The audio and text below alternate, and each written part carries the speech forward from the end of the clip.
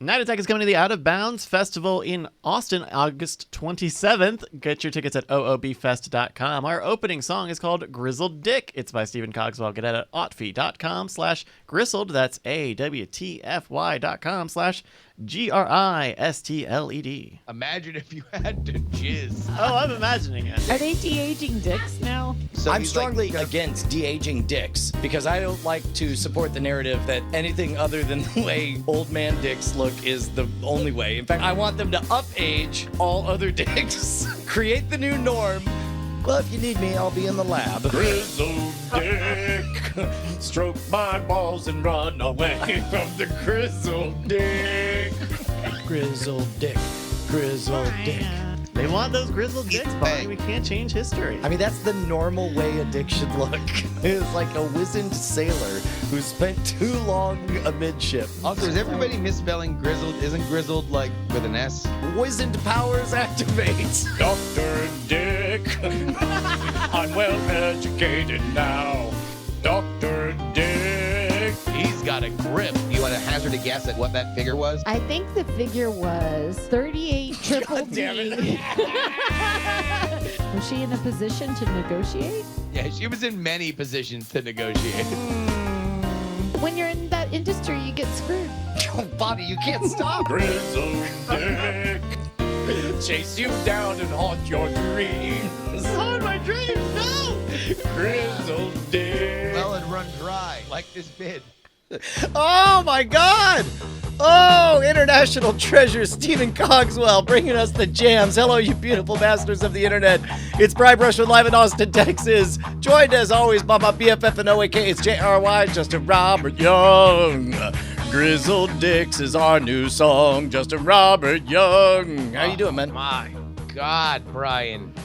What's going on? I'm I'm tired of wondering, man. I just got to ask you straight away, man. What the hell's going on here? I got in trouble this weekend. I got in enough trouble that I was told, don't talk to me until we're ready to talk. Oh, you got one of them. Also, unrelatedly, guess who got to have 2 campouts at the new property? I hear there's a shower now. Very excited for that.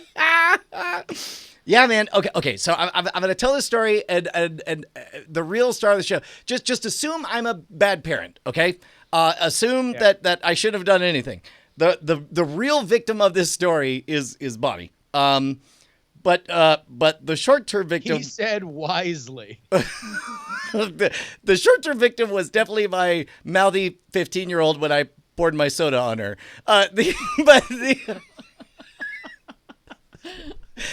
Okay, all right.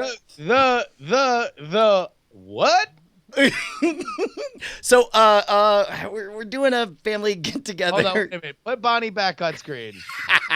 Bonnie, 3, 2, 1. We both very aggressively fold our arms. All right, are you ready? All right. 1, 2, 3.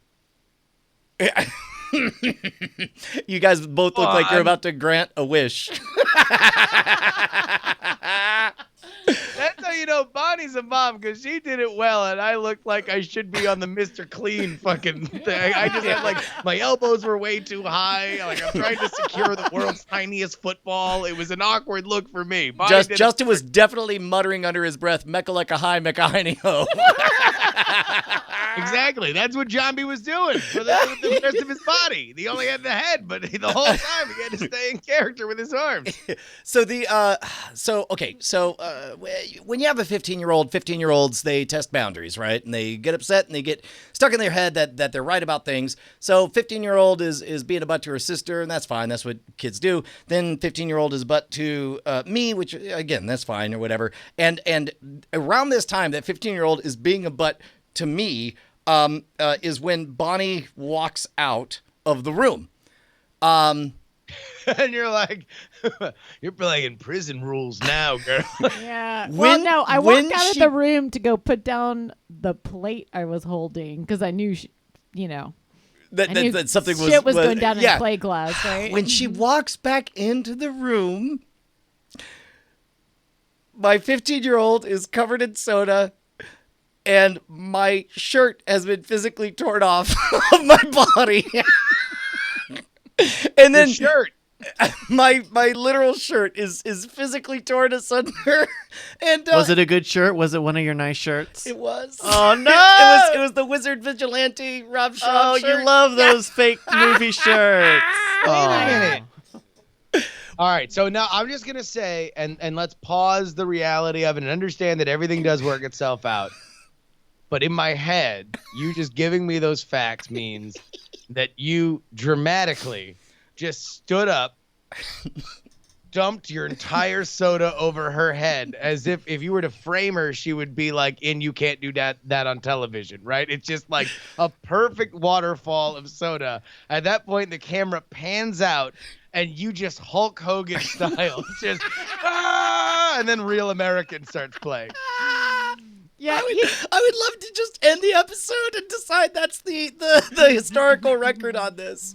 this is brand new school clothes. Oh, okay. Well, hold on. Yeah. Look, we'll get to your very justifiable frustrations. but Bonnie walks in and just sees this, and she's like, she goes, "What the hell?" And then there's this pause, and the words that come out of my mouth are, "There was an escalation."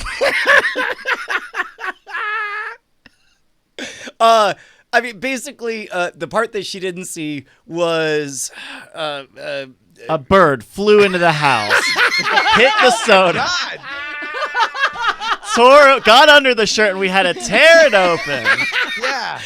And it was like, oh my God, this bird. And meanwhile, the bird, and like, I don't know, it could have been the adrenaline, but the bird's like, save me, save me. That's what happened, right? Way out. I mean, like, because my muscles are straining too hard against the shirt, and then the bird's caught, and it's losing air. So the parts that she didn't see was I did bad parenting because in the negotiation with the 15-year-old, it got to this point where she said where it was like, hey, you need to take a break and you need to go, do some time walking around and then come back. And it was like, flat refusal. No, I don't recognize your authority or whatever. And then and the bad parenting. This is bad chess I played, and Yeah. this is where I definitely owe a huge apology. Because she said no, it's uncomfortable outside, and then I said holding up. Excuse me, it's Yes. 106 degrees. I mean, so- she's not wrong. I mean, it is uncomfortable outside. But then I hold up my Diet Dr. Pepper. I say, I can make you uncomfortable right there in that chair.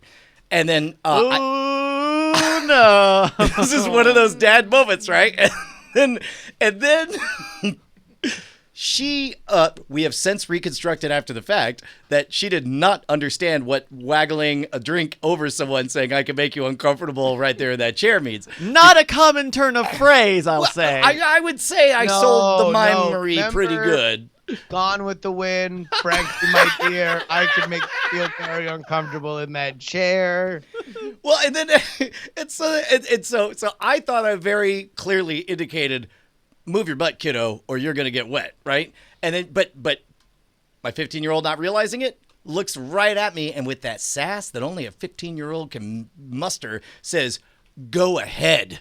And all of a sudden, I realized I've been checkmated because there's only back. Because all right, so in your head, you don't think that she is asking what you can do to make her uncomfortable, which is what she is escalating. She thinks she's escalating to find out what's gonna happen. Right. You are like, no, I previously warned you by this very deliberate waggle. Like, I mean, I can't waggle it harder, girl. Like, I mean, I'm trying. That's got legally real a acne waggle. here on thumb and forefinger. like we're waggling, waggling and taggling. So at that point, she was like, "Go ahead," and all of a sudden, well, there's no other moves and things I know I could do: clean up the chair, apologize to my mom, and things. This was not It's not even at our house. This wasn't at the house. No. Oh my God, Brian! Bonnie, 3, 2, 1. Granted wishes again. I love it.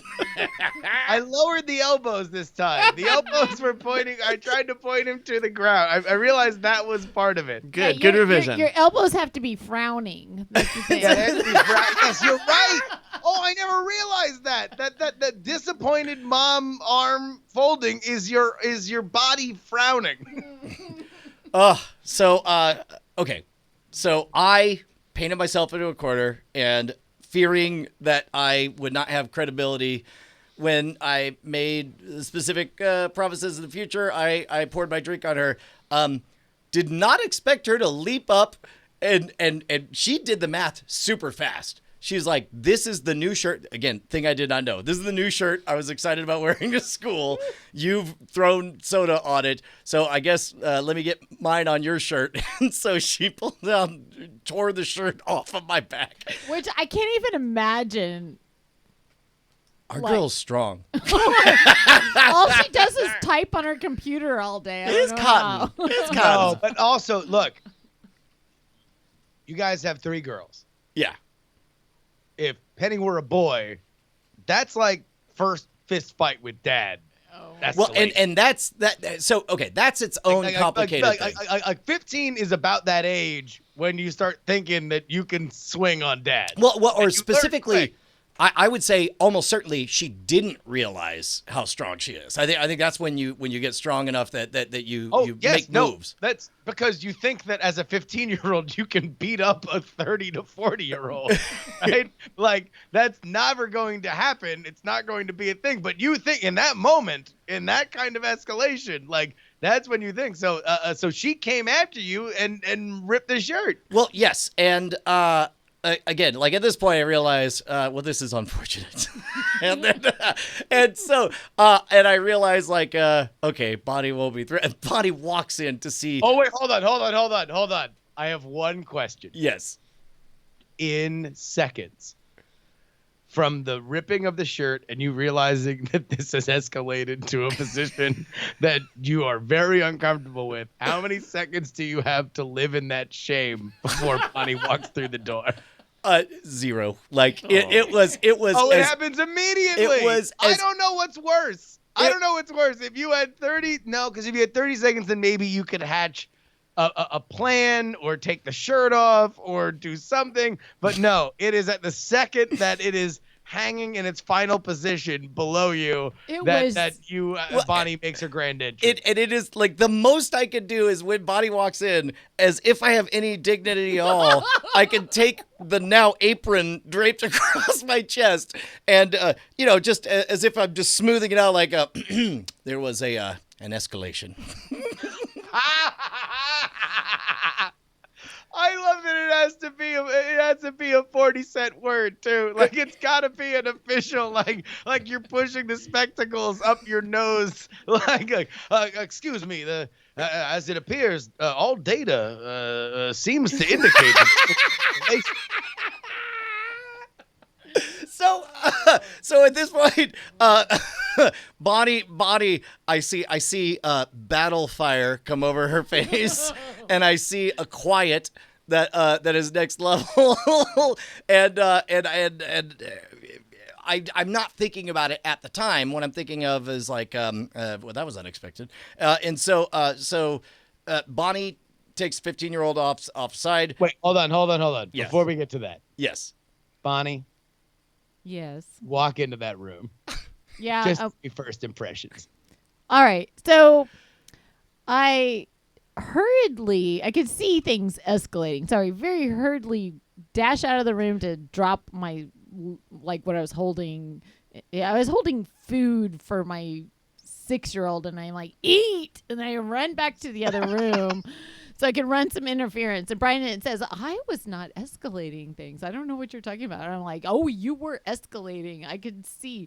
So then I run back in and then shreds. Like I don't understand. I have never been able to rip fabric like that. I don't understand how it happened. And then like Penny's dripping with all this like sugary goo and oh god. Well, if it was diet, it wouldn't have real sugar in it. It wouldn't be. It was diet. It was so confusing. By the way, so far, line of the night by ICU in the chat. Don't bring new school clothes to a Diet Dr. Pepper fight. Oh my God. Battle I know. And that's the next thing I register. New school clothes. I wasn't even sure we're going to be able to afford because we just put a bunch of money into your stupid project. See, okay, all right. Oh my God. Oh, sorry. So But- Bonnie immediately, Yeah. like that thought tree goes as deep as it's going to go on all sides. Yeah. Everything. It's scorched earth on all on all but sectors. this is not the only thing I see. That took a second to take in. Then I look over to Brian's mom and see a little joy or a little something on her face that Mom was was at just the table. Yeah. What? She And it's in watched front of your own mother. She should have poured soda on you. Ryan Allen Brushwood. You are in so much trouble. Yes, and I'm beginning to Oh, realize my all of this at God. this point, but I'm still in cop mode, and I watched. I'm still thinking about like, well, that escalated. Is that assault or damage of property? And then You're being the bad cop too. Oh. So Bonnie and the 15-year-old go off, and I'm like, well, I'm just gonna seize this bit of equipment and take her iPad and go hide it somewhere. So your mom 'Cause- says nothing. This whole process. I mean, she did pop some popcorn. That's I don't know if that's a Yeah, commentary or I not. don't know. I mean, I think she's just glad to see Brian and his brother even the playing field a little bit. So the Wait, hold on. Wait, one last question to Bonnie. As all this is processing through your head, and obviously you got a lot to deal with, is there one part as you look at your husband with his shirt ripped that just in your head thinks a little bit about Real American, the Hulk Hogan thing? No, it totally was exactly Hulk Hogan. I mean, like from yeah. I mean, the Banner, like Dr. Banner. Wait, Hulk The Hogan? Hulk. No. I was thinking the Hulk, the not Incredible Hulk. the Incredible Hulk. Yeah. Because it was shredded this exactly song like isn't running that. through your head at all. No, it was the Bruce Banner. It never occurred to you that you were walking in on a party. Yeah. No. So Meanwhile, Brian is going to all four corners of the table and cupping his ear and taking a sip of Diet Dr. Pepper. let me hear your fizz. So, all right. So, the rest of the evening is fine and pleasant or whatever. I know that Bonnie's not gonna like it, but here's what I know is I know that nothing happened out of anger. It was just we got painted into a corner, and I needed to maintain that I'm not joking around when I say there'll be consequences for things. Sooner we're gonna get around to talking, and she'll understand, right? Yeah, but that T-shirt did not look like zero anger. I mean, it looked. I mean, Ferocious. no anger from me. Yeah, I mean, well, I'm going to say that the 15-year-old who got doused with the Diet Dr. Pepper probably had some anger. And so at any rate, the next day, sort of like, yeah, we have your distance and whatever. And Bonnie texted her like, look, I need time to process. And I'm like, hey man, if I were in your position, if I walked in and saw what you saw, I would be in the exact same place. Whenever you're ready for my breakdown of how it all went down, you let me know. Also, I'll be sleeping at the property. So you preemptively say, hey, by the way, I'm gonna go ahead and take this one on down the road. Yeah, and so Just to get away from the kid? no, to Yes, and as Brian's lawyer, all of it. Like, as long as he is not required, then he is going to give space until he is called before the judge. yeah, right. Look, clearly right now is not the time to explain anything. Clearly, right now. Also, he now owns a place with a functioning air conditioning and a shower. So, So it's like I don't know. We shoot Monterogue, and so I tell all this to Jason Murphy on Sunday, and I was like, yeah. So I guess at some point we'll get everything all squared away or whatever. And then later that night, I am looking. I spend it must be like 2 goddamned hours that I look all over the place for my earbud charger for these Raycon things, and I can't find them, and I text Bonnie, and I'm and I'm like, hey, do you know where those Raycon things are? And Bonnie's like, Bonnie says, oh, I don't know, I forgot what you said, but it's some version of. Oh, I guess Penny loses her iPad and you lose something too. And I'm just like, God damn it. Wow. And then I begin to realize just how much trouble I'm in. And this is when it was an effective tactic, because then I had to really consider, like, oh, wait, this isn't really about me and Penny at all. It's about the fact that Bonnie will never hear the end of this and has to encounter my mom, who clearly got a hell of a show, and it'll be like a thing. and so I began to realize, like you literally can never drink a soda in front of your mom again. without it being like for Bonnie's sake, water or beer. Like that's there's never going to be a Diet Dr. Pepper cracked in front of your mom, because you need to avoid any and every hook for just that soft little, because it's never going to be the haymaker. It's always going to be the jab, right? It's going to be the little like, oh, make sure you keep this one in your cup. Like, it's going to be that little shit. Well, and this is the part where it gets boring, because finally after a day, Bonnie was like, all right, look, go ahead. Let's talk this out and understand everything, how it means or whatever.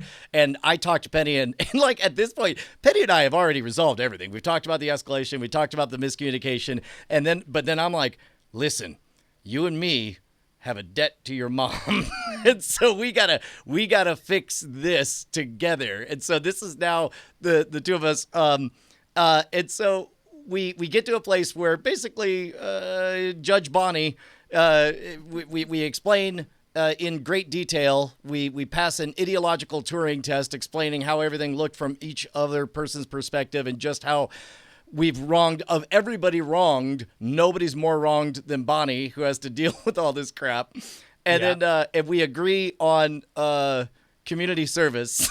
Like, Penny wants her iPad back, and I was like, okay, well, I mean, if this was, closest I could think of is at a bar on 6th Street, somebody throws a drink in your face, then, if you were to tear their shirt apart, then you'd probably go to jail, and you'd probably have community service.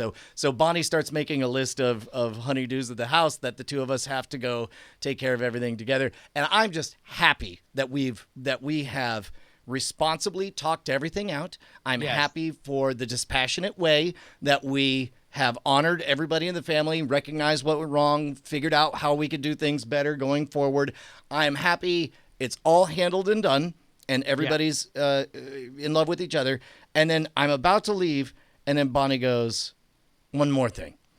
And then I turn, and she says, I'm really sorry that I confiscated your earbud chargers. And then she says, and I'm really sorry, I tried to change your Hearthstone password. Oh my God! She knows what to do, folks.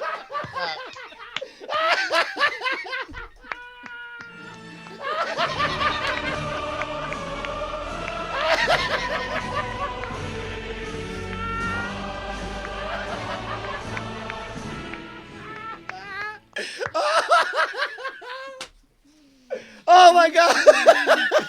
Patreon.com/Night Attack is where you can support this show, and so many people already do. In fact, I just realized that Brian and I just spent 2 days yelling at Andrew Heaton for mentioning Patreon before he mentions his supporters, and that we start every plug for this show with Patreon.com/Night Attack. Folks, it is the over 1,000 of you that make sure that this show happens, that make sure that we have a safe space to tell these personal stories, the likes of which you just heard a goddamn first ballot Hall of Famer Please, if you got a little coin to spare, head on over to patreon.com/nightattack. Kick a little our way. It's the way we make our living, and we are greatly, greatly appreciative. Yeah, man. And of course, if you are a new patron or if you up your pledge, then we want to up yours by shouting out your name in a little thing we like to call... Ladies and gentlemen, it's time for the Night Attack new Patreon name chant corner hour. It's an hour of Oh my gosh. Welcome to Cowboy High School. But what's this? A new kid in town. Oh, my God. Well, here at Cowboy High, we teach all 3 R's. Roping, riding, and rounding up them doggies. Hi. Hello, Governor. It's me, the new kid. I just got here. What in tarnation? Well, what are you from? Some sort of weird Mexico? Well, I don't know if it's a weird Mexico, although I'm pretty sure we conquered it. In fact, it's once said that the sun never sets on the British Empire. I'm pretty sure we conquered Mexico at some point. Well, now, all right, we're tolerant of all kinds here, after all, if and it be in 2019. How about you go ahead and tell me your name, boy? Oh, well, I'm very excited. I just wanted to share that I've just sponsored a podcast called Night Attack, and my name is That Jake Chap. That Jake Chap? Yeehaw! Come on now, that Jake Chap. Yeah, that Jake Chap. Jake Chap sounds like Cheap Chap. That Jake Chap. That Jake Chap. That Jake Chap. That Jake Chap. That Jake Chap. That Jake Chap. That Jake Chap. Man, we love that Jake Chap, but you know who we love is the one true fan that we've ever had, and there are no others. It's only WolfGlenn99 because it's time to check in on the Bid Boss. Yeah, he is our halftime leader, and holy smokes, is he got himself a lead. Not insurmountable, so why don't you go ahead and head on over there into the chat room. Toss us a couple bits when we are live here on Twitch every Tuesday at 7 p.m. Pacific. That is 10 p.m. Eastern. But let's go ahead and tell a little story that certainly isn't egregiously weaving in names from people giving us bits and subscribing. Yeah, man, Sunbun was accusing us of this whole thing being just a vehicle to shout out the names of people who contribute live on the feed for 1 minute here on twitch.tv/Night Attack. And I said, you know what? W. Scottus1 said the exact same thing as you did. Well, I said, look, we never shout out the names of people that are watching us live on twitch.tv. Renegade knows that. You want to know who else knows that? The smartest motherfucker who ever lived. I swear to God, he makes Albert Einstein look like an idiot. It's Captain Jack 913 in case you don't catch him adrift. Yeah, which none of us had any trouble accessing that name. JKing 206, we totally did. We have Alzheimer's. Well, that's a secret that we use to make ourselves better. That's something Agent Sign, a fan of the show who just subscribed, told me. Anyway, Dan Wally, thank you very much to everybody contributing. 5 more seconds, come on. And C_D-Man. Thank you very much, The everybody. D-Man. D-Man. Oh. Hey, man, do we have a game? We do have a game. Hello, everybody. Is it called Apologizes For? Because I have a story.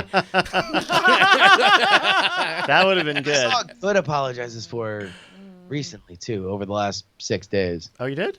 Do you remember it? Yeah, maybe I'm just like in tune for it. I'm sure I see them all the time, but we've been talking a lot about that game lately, and I was like, I'm like, ooh, now I see them. I see the Matrix. You made sure you see the code, right? Yeah. You don't just see the little things.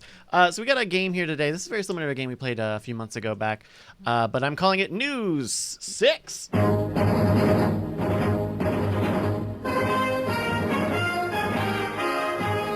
We've got 6 news items of the day. You guys are going to pick a topic. You're going to learn a thing or two and see if you can answer an almost related question. It's News 6.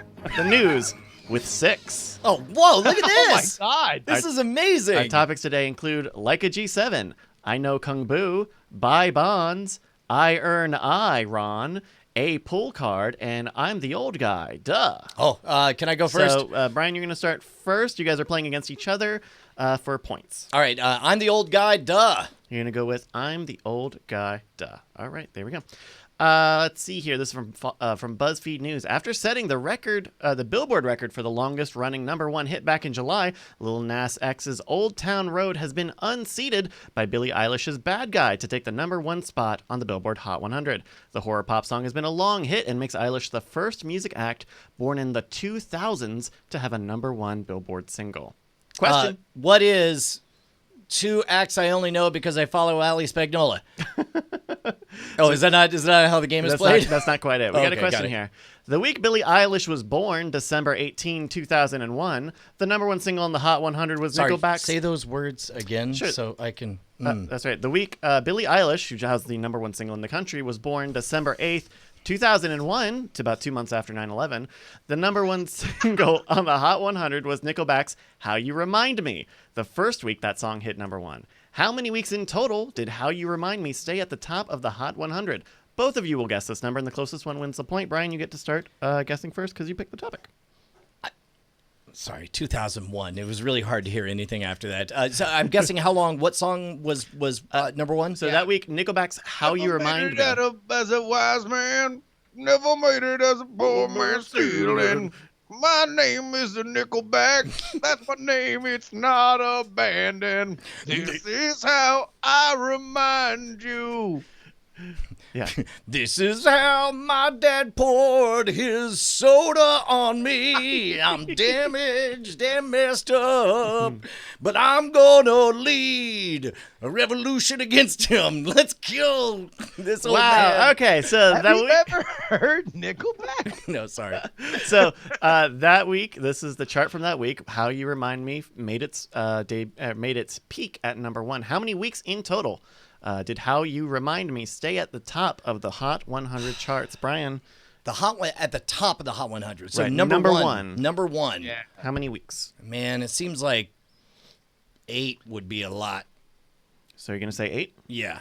Do you, I mean, what? You think there was a lot of hot popping music happening 2 weeks after, 2 months after 9/11? I mean, Like, oh, let's keep these releases rolling. I mean, it took maybe 2 months for the country music engine to get spun up to start cranking out those hits. Like, who's mad? It's a country song. I wanna punch someone. I hope their skin is brown. Nobody clip that one, please. Yeah. All right. So your answer is gonna be 8 weeks. God, that was yes. No, in Brian's defense, they were only brown because they had just had Diet Dr. Pepper poured.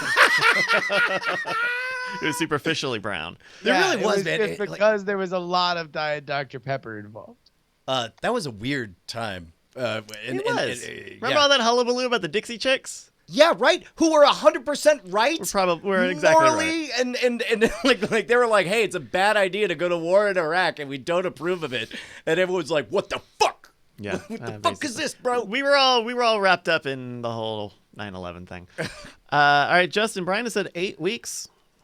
What's your guess? How many weeks did "How You Remind Me" stay at the top of the Hot 100 charts, #1 in the country? I am going to go 5 weeks. You're gonna go 5 weeks. Gonna go lower. Yeah. I mean, because the record just got set at 17. No, actually, Old Town Was Road it took it 19? at 19. Okay, no, but no, it got set at 17. The new record is now 19. Right. So, sorry, it got broken at 17, rather. That's right.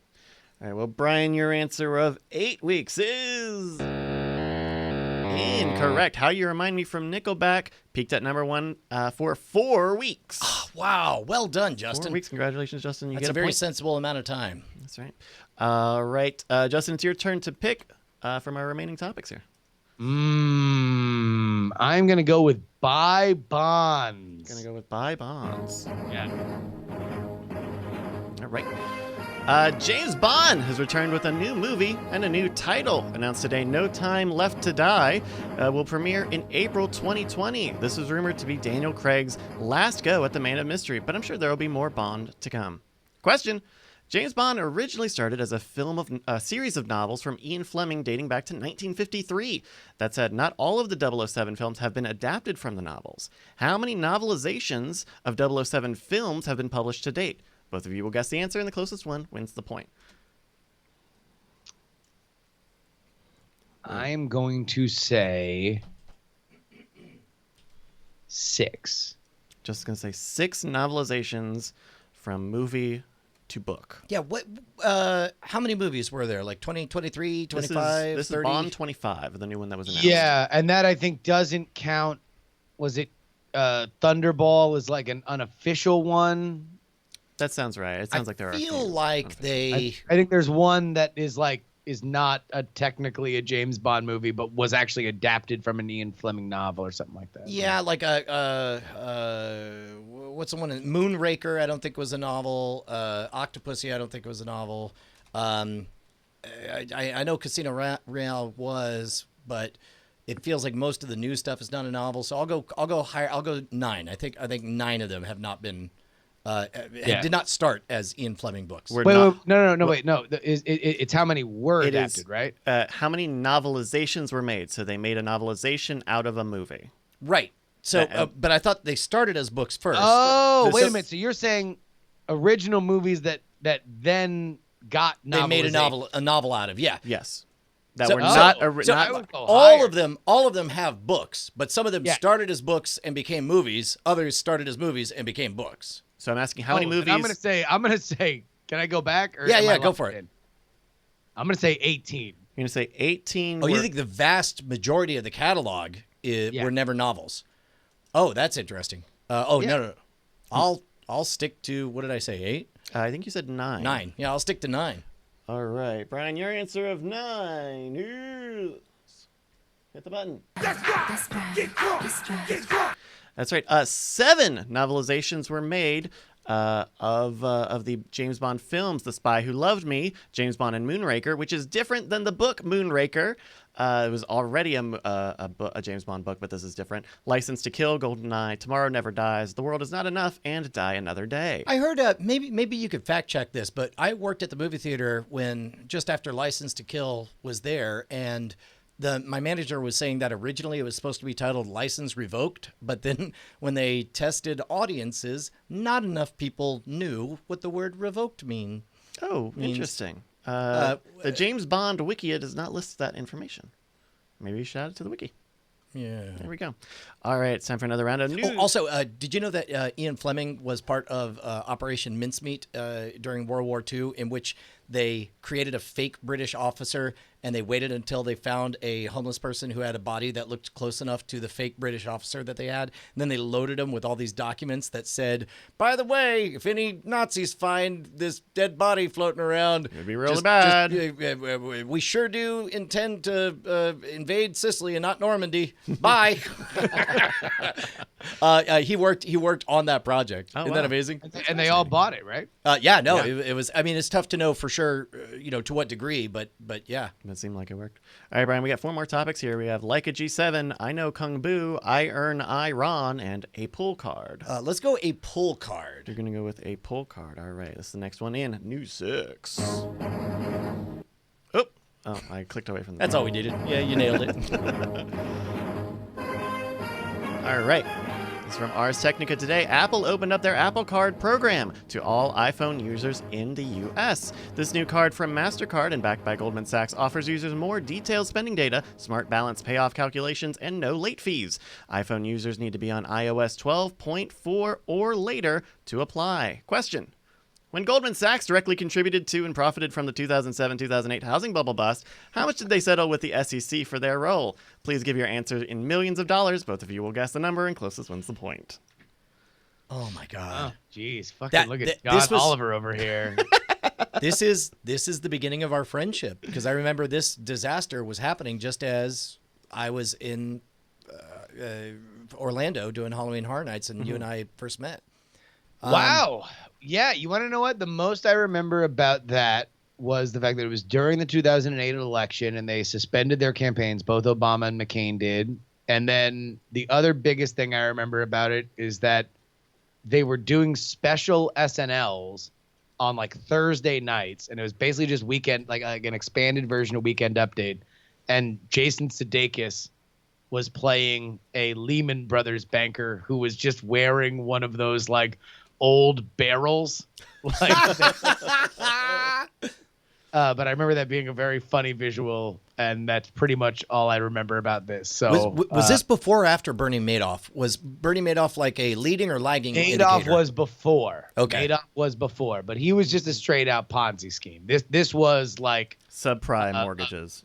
yeah, this was, and obviously it hit Florida and like Nevada, those places like really hard where people were just like, there was a ton of available housing, especially big money housing where you could just move into a McMansion tomorrow if you signed your name on a piece of paper that everybody obviously knew you couldn't pay. So, and this is, you said Lehman Brothers? This is Goldman Sachs. How much did they settle with the Securities and Exchange Commission for their role in the housing bubble bust? You can give your answer in millions of dollars. You're both going to guess, and closest will get the point. Yeah, is it my turn to go first? It is your turn. 500 million. You're going to say $500 million. Okay. Justin? You being a cheeky little fella, you know, they settled nothing. I'm going to go 0. Oh. That'll work out. Okay, Is that your answer? Okay. My actual guess is Wait. around 250 million, and so I was just going high. But if you're gonna pick 0, I want to do $499,999,999. So I'll be slightly closer to my real guess of 250. But that's fine. What is everybody's answer? Hold on. Mine's 500 million. His is 0. And I'm 0. You're going to go 0? I'm 0. All right. One of you is incredibly close. Goldman Sachs $1. settled for $550 million. Whoa! To settle their SEC charges. Very close, Brian. Very close. Wow. That's right. Wow, look at that old ass release that has high res photo over the photo. Wait. Oh, wait. Let me case- unzoom. Let me unzoom this page. We'll click on the high res photo. I want to see what the high resolution is.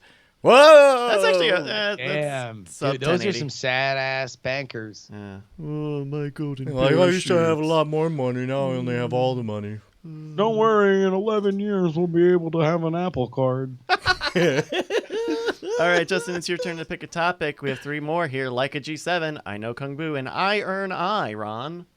Like a G7. I'm going to go with like a G7. All right.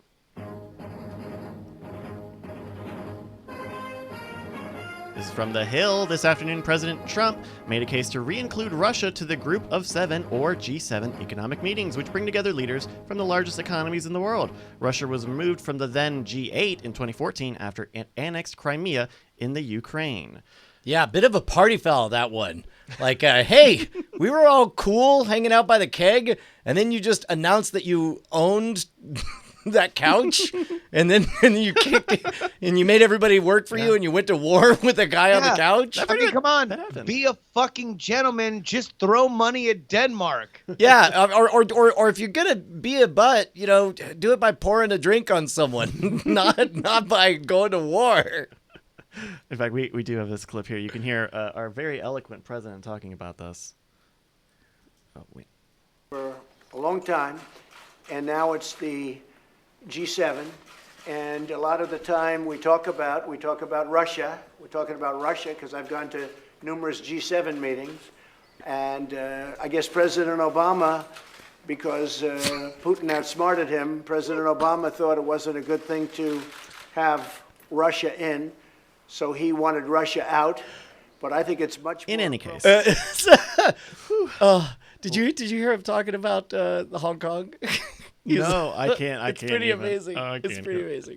So we're going to do this one a little different. You guys are going to go back and forth, starting with Justin. You're going to name one of the 7 economies represented in the Group of 7 today. You're going to go back and forth until one of you is unable to name a country, or until we reach the end of the list, and then Justin will get a point. This seems totally fair because one of us eats fire for a living and the other one hosts a daily political podcast. So I can't imagine that there's anything skewed about this.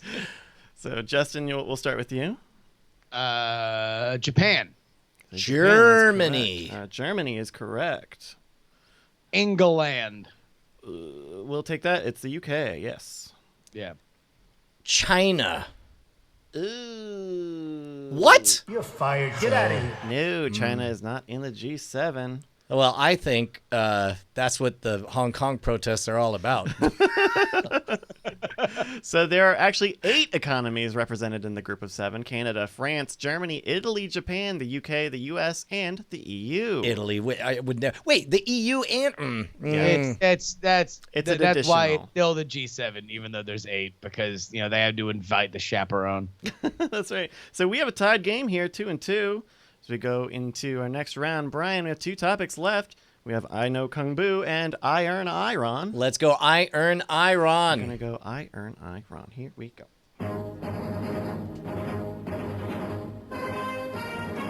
It's from Phys.org. A team of scientists hauled 500 kilograms of fresh snow back from Antarctica, melted it, and sifted through the particles that remained. Their analysis yielded a surprise. The snow held significant amounts of a form of iron that isn't naturally produced on Earth. This strain of iron has 4 more neutrons than common Earth iron, and scientists believe other forms of generating this off-world iron, like nuclear activity, would be minuscule compared to the amount that they found in that ice block. Question. This form of iron is denoted as iron blank, where the blank is a number. Both of you will guess the number, and the closest point wins. Brian, you're up first. How many This more one neutrons? can have a sassy twist. How many more neutrons? It had 4 more neutrons. Okay, I go first. You do go first. Iron is. I'm gonna be wrong on this. I want to say. Like on the periodic table, it's close to 30-ish. And so This is good. This is the content I was looking for. This is the squirming I wanted. I have my eyes closed because I don't want to see any input. I'm gonna say iron because it's carbon 16 and iron is much heavier. I'm gonna say iron 36. I say iron 36. All right, Juice. 69, dog. Woo, woo. No, that's like gold and lead territory. Fuck. All right. Well, one of you is very close. Just like that. That's all there is to it. And it's gonna be Justin Robert Young. Fuck We were you. looking at Fuck you. Fuck you. iron 60. God damn it.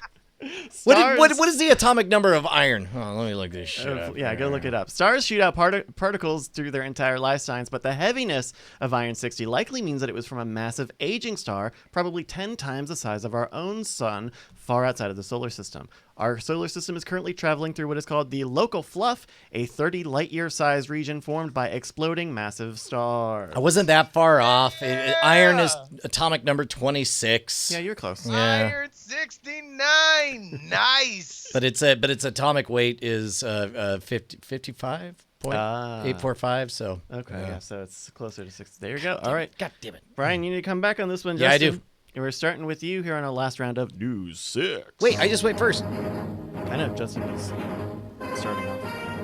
Our last question here. So our last one is, I know Kung Bu. I know Kung Bu. Yeah, I know Kung Bu, baby. This is from Variety. Variety today broke that The Matrix is coming back with Lana Wachowski, Keanu Reeves, and Carrie-Anne Moss attached. The plot is currently unknown, but production is expected to start near the beginning of 2020. Variety also said there were no solid answers for how the role of Morbius would be handled, which is a good question because Morbius is not the name of anyone in The Matrix. Morpheus is, though. Question. The feeling when you've definitely seen The Matrix. Question. And Justin, we're going to start with you. Dr. Michael Morbius, PhD, MB, a.k.a. Morbius the Living Vampire, debuted in The Amazing Spider-Man in what year? Both of you will guess the number, and the closest wins the point. This is for the game, because it's worth 2 points. Yeah, Morbius.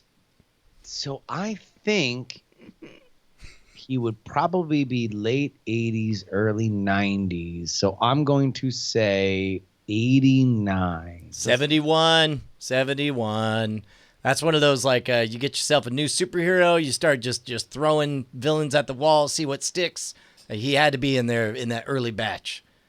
You don't think he was like Anne Rice, like Interview with a Vampire? We got to capitalize on this shit. No, he was more like Ayn Rand, obsessed with trains and rape. Not Ayn Rand, but Anne Rand. That's All right, well, we We have a correct answer. Morbius debuted in The Amazing Spider-Man number 101, dated October 1971. Oh! And for 2 points, Brian, congratulations! Nice. You Wow. won the game. In fact, a fun fact, this is the first issue of Spider-Man not written by Stan Lee. Wow. Amazing Spider-Man Wow. 101. Dude, that was a great game. That was a really good one. Who do we owe thanks to? Me. I Oh, wrote that one. well, you did good. Thank you, Bryce. If you have a game you'd like to get thanked for here at the end of the game segment, send it to mail at mail@nightattack.tv. Email us some data. There we go. Thank you, everybody. Holy shit, Brian. You want to go ahead and do a little Diamond Time? Goddamn right I do. Diamond Time is where you can shout out your projects right here on the show. Just head on over to diamondclub.reddit.com or reddit.com/r/diamondclub. Sticky post up at the top of the page. Top 3 always get read. We begin with Octona Princeps, who writes, Mike TV's Kickstarter for his second book is still going and is not yet funded. Get yourself a high-quality CD jewel case size box of handwritten lyrics, chord charts, and production anecdotes from Get Set Go's second album, authored by Mike TV himself. Also, backers for the first book received a survey today. Fill it out so Mike can get your shipping details and send you the book, because they're here. Just go ahead and check out this photo. YOLO420.com/GSG book #1 pick. And Get Set Go just released a new single today. I Just Want to Be Your Lover. Listen to it on Mike's Patreon at patreon.com/GetSetGo or on Spotify and other music services. Can you read the link Spread to the word? Can you read the link to the Kickstarter also? YOLO420.com/GSG book #2. Again, that is YOLO420.com/GSG book #2. But don't type out the word number. Just do Just do the numeral. guys, if you don't give me things that I can read easily, No, then you got they're going to sound awkward on the podcast. Magic Lefty writes in saying, Frights for Human Rights on August 30th, 7 p.m. UK time. Me and my husband are planning to do a huge charity event on Twitch. In short, we're planning to play through the first half of the Resident Evil Core franchise, 1, 2, 3, and 4, to raise money for Amnesty International on my Twitch channel. That's twitch.tv/BrettMWXYZ. That's BRETMWXYZ. There are more details in the pinned tweet. That's at BrettMWXYZ. Yeah, you got it. Brett MW. Okay, well, it's spelled different times. Anyway, I need it to hit as many eyeballs as possible to maximize the money raised for this awesome cause, so please spread the word far and wide with the hashtag Frights for Human Rights. And Captain Chief Lord writes, Hi, the band I sing in have recorded an album. We're a 1940s 50 jump jive band. Recording this album gave me the sad face. I got told off for writing a heartfelt few sentences, so now it's short. Listen if you want below. But for me, this album is dedicated to all those who have suffered mental health issues in pursuit of a dream. Google Company B, Let's Shake It. It's available at all the normal places, or look for Company B, Let's Shake It on Spotify. Nice. And again, Diamond Time is where you can shout out your projects. Top 3 are read each and every week. And I'm just saying, it's not for us. It's for you. Keep them short and make sure your links are repeatable on an audio format, because it would suck if you got all this way. You did all the things that you needed. And then all of a sudden somebody's like, I went back like 30 seconds 3 times to get that link, and it just never worked. You don't want that. Just spell them out. It's easier that way. In the meantime, you, of course, can send us mail. Normally, we would take a moment to do the Movie Draft Minute, but, of course, we're sort of in a lull. We'll check back on that as soon as that It Chapter 2 comes out. But in the meantime, we'll answer your questions with the mailbag. Join us for drinks in the Diamond Club. The Diamond Club. That sounds grand. Sounds super, super grand. This is where we read your emails to mail@nightattack.tv, like this one from RJ. RJ writes, one of my friends has a second grader who wants to be a, quote, DJ dentist when she grows up. She specified that she'll have a sound booth in her office so she can, in her own words, quote, fix some teeth and drop some sick beats. I think this is amazing. What should her DJ name be? I mean, first of all, the more relevant question is, how do I invest in this idea? And can I buy a franchise immediately? This is brilliant. An EDM DJ? Yeah. Dentist. EDDSM. Well, DJ number Teeth. one, if you are anything and also a DJ, you should be living in Miami because that's basically everybody. Everybody is also a DJ in Miami. Wait. So what was the question? What should their DJ name be? What should the kids' DJ name? Yeah. I mean, I wish I knew more dental terms. DJ Spit and Rinse. DJ Oral Hygiene. DJ Novocaine's pretty good. DJ Do You Floss? Well, see, that's the tough part because I would think like DJ Teeth Grinder or something would be good, but that's a negative thing about teeth, right? But it's very extreme. It's a no. Are you a pro? No, I got it. DJ Groove Canal. Groove Canal's pretty well. That's Do okay. DJs groove these days, Bryce? Can we go ahead and get them? Grooving is coming back. We're in a retro period. Groove is back. Yeah, you could be a chill Groove is back? DJ. Yeah, right. Yeah, it was like Lonely Island stuff.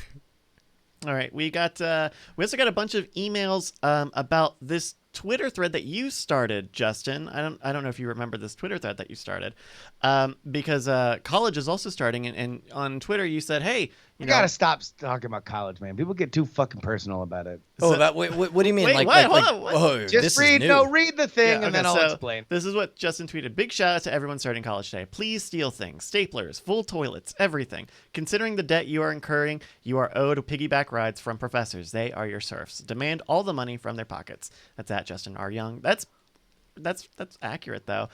We had a ton of people tweeting in the things that they stole. NSFW Ben stole a massive commercial Stan Kroenke real estate sign right after he moved the Rams to LA. I had to give it away because it wouldn't fit through the door to my apartment.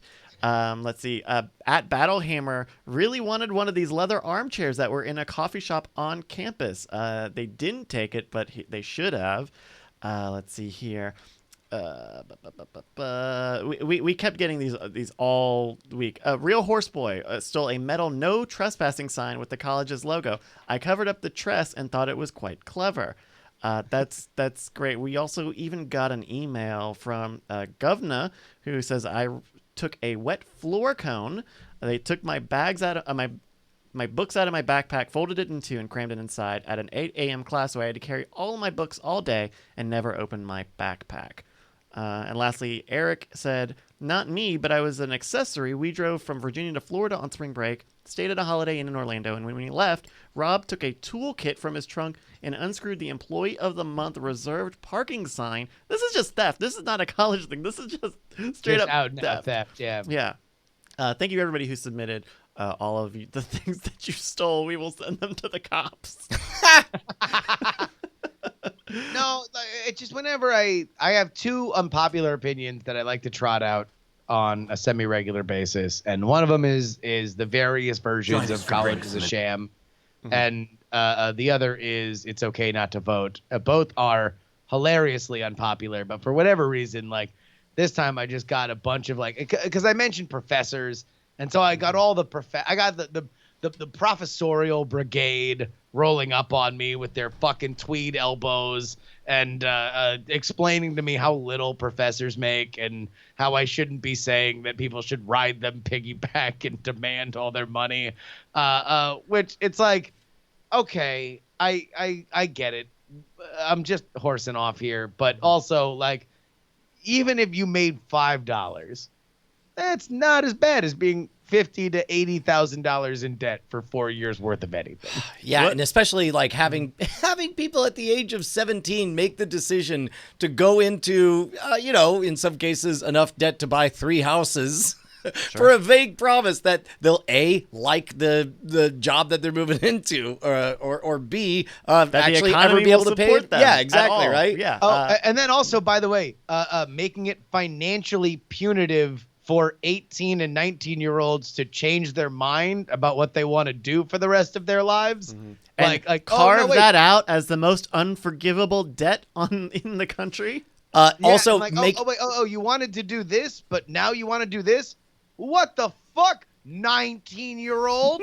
That's so unforgivable. It now costs $40,000 for you to make that decision because now this other money that you've spent is totally useless. You can't move it on to anything else. You certainly can't have it back because we've already spent it. By the way, not paying professors, as I've been fucking educated over the last 48 hours.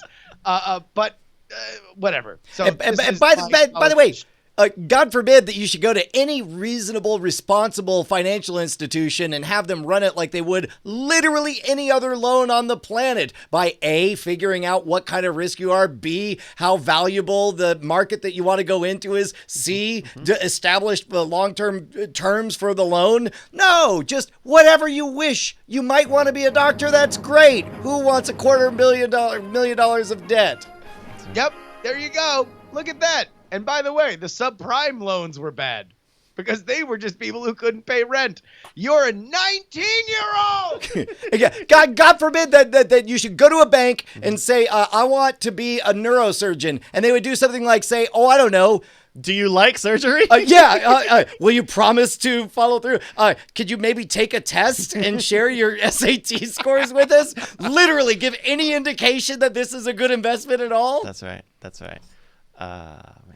I gotta stop talking because we're only gonna we're gonna get you too. People take it so personally, despite the fact that I'm not talking about anything but chancellors of universities and banking institutions that run student loan companies.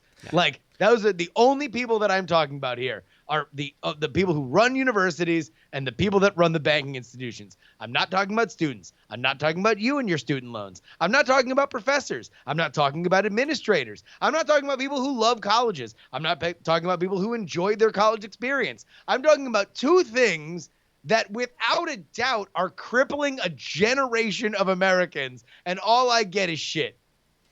Also, would it be the craziest thing for loans to have a different interest rate based on how likely those people are to pay the loan back? Would that be the craziest thing? I mean, look, and that's before my friend Katie Stetch, who works for the Wall Street Journal, wrote a piece about how there were predatory loans that were written in a way that were meant to have parents go bankrupt because they were predatory in the language of their contracts that schools were still accepting until she, with her reporting, called each school and said, did you know that you were accepting these predatory loans that people are going bankrupt on, families are going bankrupt on? And they were like, oh my God, really? Us? That's crazy. And you want to know what the fucked up thing is? I know that they definitely didn't know because they don't care. That's not what they're there for. Of course they didn't check. I don't think that they were being greedy. They were being ignorant. If only they made more money. Man, so fucking what is this podcast that we do? I gotta stop. This is the thing. Oh, somebody he's gonna get back on it again. He's gonna get back on the train. I start talking, and if they come back at me, then I start talking, and it. I didn't steal much in college. I looking back, I wish I had stolen some of the glassware. They had very nice sort of IKEA looking glassware at the dining hall, and they had a little bubble in I don't know, blown into the base or whatever, so they could tell people who had stolen it. But I definitely I should have stolen more shit. All right, let me just say for the record that if you're not going to support at patreon.com/nightattack, at least tell a friend. Just you could do that for us. Did you guys steal anything from college? What would you have stolen if I stole a heart? God. We got married straight out of college. Okay. Also, I stole Playboy Channel. That was another thing I stole. Wait, from college? It was a college-run cable thing, or you're just stealing it while you're in college? I don't know. I what did I do? I did break into the Texas Memorial Stadium and run around and running around on a stadium, Brian. Not quite vandalized. Man, I think I have better stories, but I can't access them. I mean, if you want to go by dollar value, sure. I easily pirated $50,000 of software. It was different times. When I went to school, I was maybe the only person on the entire campus who didn't have a laptop and had a big desktop computer. And so I was one of the only people who plugged into the LAN line. And so the tech support people knew me because whenever the LAN stuff went down, I was the only one calling them saying, hey, the Oh, internet's shit. down. No, But I do remember what I used to do. But just to finish this off, at some point they come over to look at the stuff and they go, yeah, you're using the most, you're using the most bandwidth. You're using a ton of bandwidth. Because I was stealing like software and shit also. But there was no like hiding because I wasn't on the Wi-Fi routers. I was directly plugged in. They knew it was exactly me. Wait, hold on. I just realized now we are probably on 3 different generations of file sharing software that we used in college. Oh, yeah. Sure. Because what were you rocking to steal shit, Brian? I mean, 2400 baud modem and like literal running your own bulletin board system. Gotcha. And getting your own phone line. And Justin, So that was that, and I was in the heyday of Kazaa, Grokster, like all that post Napster shit. That was my jam. And I in was fact, on. somebody sent me a cell phone video, definitely filmed off a flip phone, of somebody crushing up an Adderall and snorting it while somebody played a Nelly song that they yelled on the clip. I just got this off Grokster, and it was the most aughts fucking clip I've ever seen in my entire life. That's amazing. Yeah, no, I had torrents and the trackers and all I that used to. stuff. There was a time that for modems they were trying to settle on going from 28.8 kilobits to 56, but nobody could agree on a standard. And while they were hashing it out, they would be like US Robotics would come out with their V90, and there would be some other one. But all of them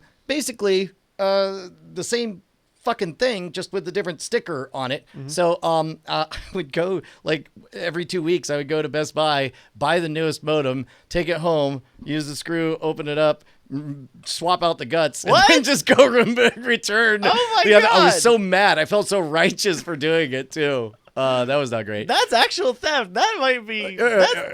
I mean, in theory, in this fictitious scenario that I just made up. Yeah. Cops do not interact. This isn't theft, but it is destruction of property. I guess technically, I drunk one night walking back through campus, and there's this college that I hate that people that I knew went to that I didn't like, and so I decided to pee on the door handle. So I would be like, oh, look, they're going to touch my pee in the morning when my pee dries on the door handle, the main entrance to this college. And then when I woke up, I realized it was the school that I went to. My brother figured out, man, in the early days of everybody having local area network access, a lot of people didn't have their computers locked off. And so you could just straight up deposit files wherever, including in the startup folder of Windows. So Jay was taking a Visual Basic class at the time, and so he created a little exe program that just says deleting hard drive in 5, 4, 3, 2, 1. Right when you turn the computer just on. drop that in the folder, and then Jesus. next time he went in, he noticed a new piece of software was installed called Norton Antivirus.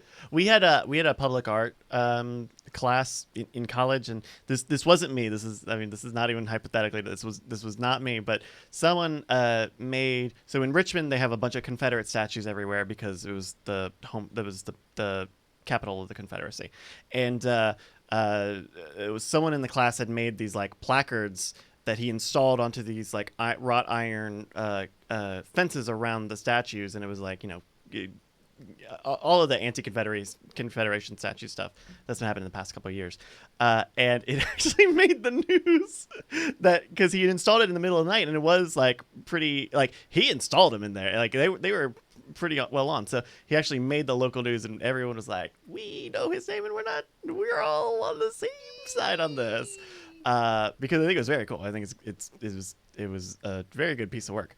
Well, now that I think about it, we were the first. My freshman year, we knew that Doom, you could network to another computer and play multiplayer, but you could not play Doom in Windows. And all of the brand new computer lab computers all ran Windows. And we realized that they didn't know running the lab that if you keep tapping F8, you could go to a boot menu and go to a command prompt instead. And then at that point, you could install drivers for IPX, SPX, and then you could install Doom, and then you could play. And we got it to work, and it was like we had fucking stolen fire. We were Prometheus, right? And, Oh my God. And then somebody walked over from the computer lab like, "Are you guys playing Doom?" And we're like, "Yeah." And they're like, "How did you do that?" Because we were trying to make that work and it won't run under Windows. And then we're like, "Oh, you just got to do the thing." Flash forward 5 days later, we go to the computer lab and there's a billion fucking signs up that say Doom is not allowed on these computers. like we were that patient zero that proved that it was possible.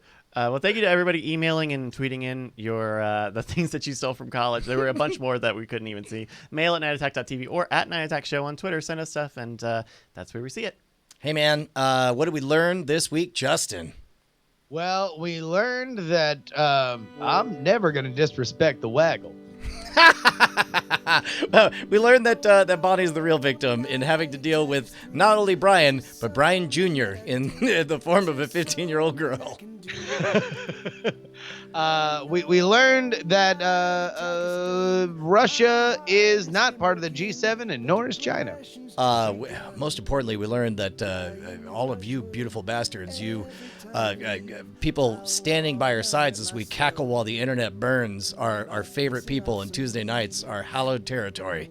And by the way, we learned that everybody that shows up to our live show 1 week from tonight in Austin, Texas, at the Out of Bounds Comedy Festival, in the same venue that Brian began his professional magic career, is going to be legendary. It's going to be an amazing show. Come on out. And also, since I don't think, well, no, we will do one. I'll be able to plug DragonCon after that. But this Austin show, again, a week from tonight on Tuesday, $10. We've never done a show just by ourselves for $10. This one gets you us and 2 comics. It's awesome. We also learned that WolfGlen99 is the only true fan we've ever had. Congratulations to our bit boss. We love you guys. Do us a favor, die to fire. See you next Tuesday. I love you.